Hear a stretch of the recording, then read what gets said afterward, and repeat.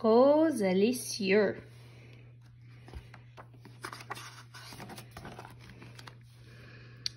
Il pleut. Je ne veux pas aller dehors. Faisons des petits gâteaux, propose maman. De quelle couleur les veux-tu? Je réponds sans hésitation. Rose, rose, rose. Maman verse du colorant rose. Je lui crie, mettons plus, plus, plus, plus. J'engloutis quelques gâteaux en attendant de les glacer avec maman. Ils sont si bons. Ils sont roses et délicieux. J'en donne une à Pierre, mon petit frère, mais il refuse d'y goûter. Il est très difficile.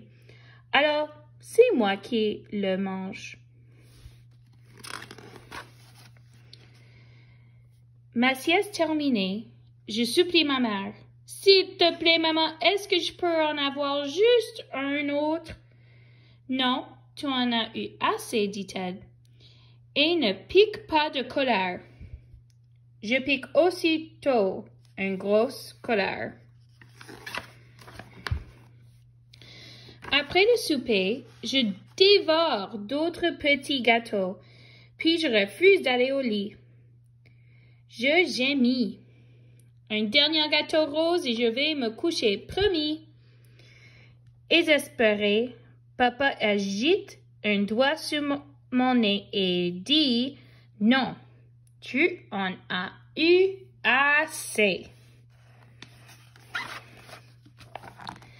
Le lendemain matin, quand je me réveille, je suis toute rose. Mon visage est rose, mes mains sont roses et mon bédon est de la couleur d'un coucher de soleil. Papa pense que j'ai joué avec des marqueurs de couleur, alors il me fait prendre un bain. Le rose ne pâlit même pas. Mes cheveux sont la couleur d'un sorbet aux framboises. Je pleure de joie tellement je me trouve belle. Même mes larmes sont roses. J'enfile ma robe rose de princesse et virevolte devant le miroir pendant que maman se roule sur le téléphone pour appeler la pédiatre. Je chante « Je suis Rosabelle, regarde-moi, je suis Rosabelle ».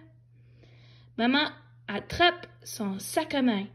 Tandis qu'elle me pousse vers la porte, je crie « Je veux un autre gâteau! S'il te plaît, juste un autre! » Maman me conduit toute droite chez le pédiatre. Médecin clin d'œil m'examine et déclare « Tu es éteint d'un cas très rare de rositite aiguë. » Je me dis que ça aurait pu être pire. On n'a pas qu'à m'appeler Roselyne.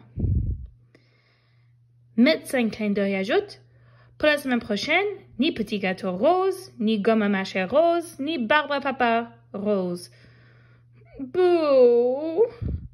Pour retrouver ton aspect normal, tu ne dois manger que les aliments verts. Mouah!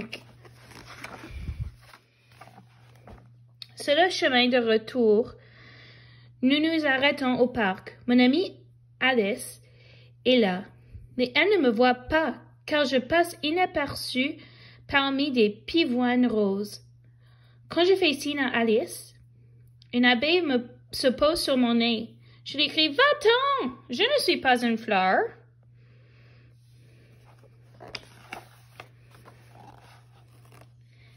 Je suis bientôt assaillie par les abeilles, les papillons et les oiseaux. Je m'écrie « Maman! Ramène-moi à la maison, s'il te plaît! »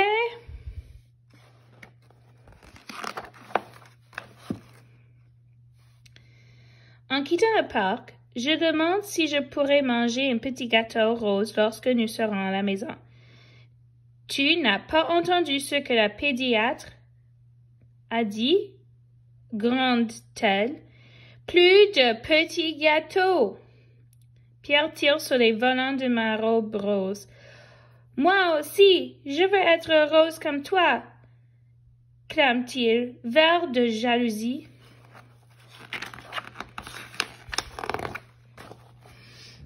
Ce soir-là, je fais mine à finir mon assiette de légumes bien verts et trop mous.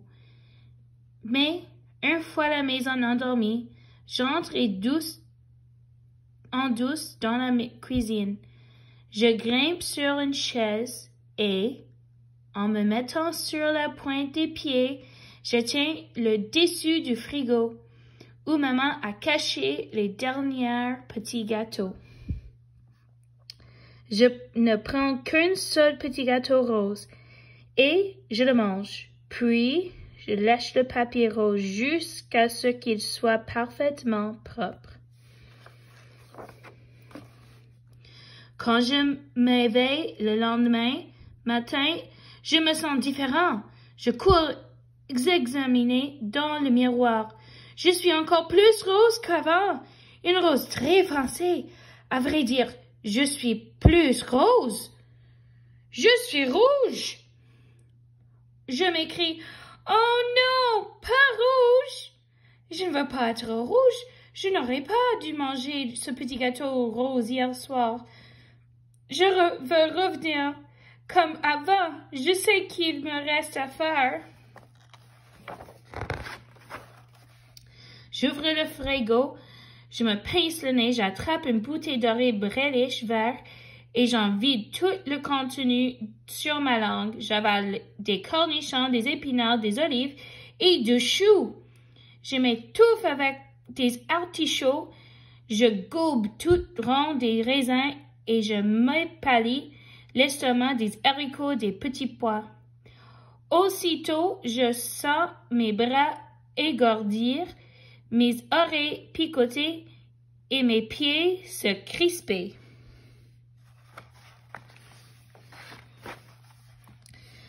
Je ne suis plus rouge, je ne suis plus rose. Je suis moi et je suis belle.